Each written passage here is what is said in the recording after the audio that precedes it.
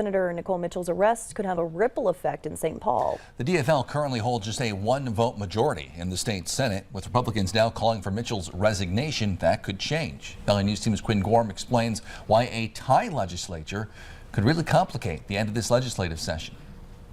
Senator Nicole Mitchell accused of and charged with first-degree burglary after allegedly breaking into her stepmother's home in Detroit Lakes.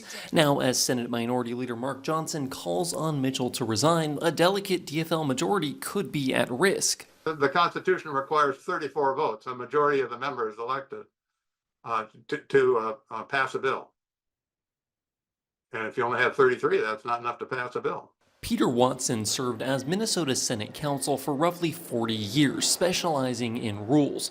Right now, the DFL holds a 34-33 majority, and if Mitchell were to resign, that majority falls apart.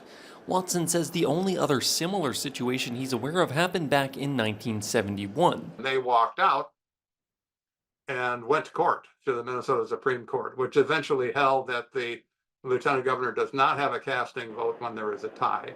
That means that a 33-33 vote simply isn't enough to pass, and with a tiebreaker in a legislature as divided as this one, major votes could be held up on the floor.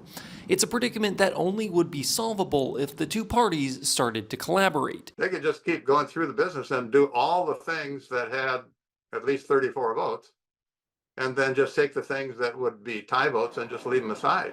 One thing that's likely safe: Senate leadership.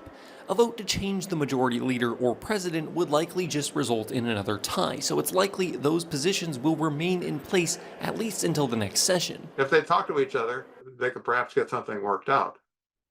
But in absence of conversations and a willingness to come to a resolution that allows the body to move forward, it might just be stuck. But for now, the Senate remains at 67 members. Senate Majority Leader Aaron Murphy issued a statement saying they intend to let due process play out.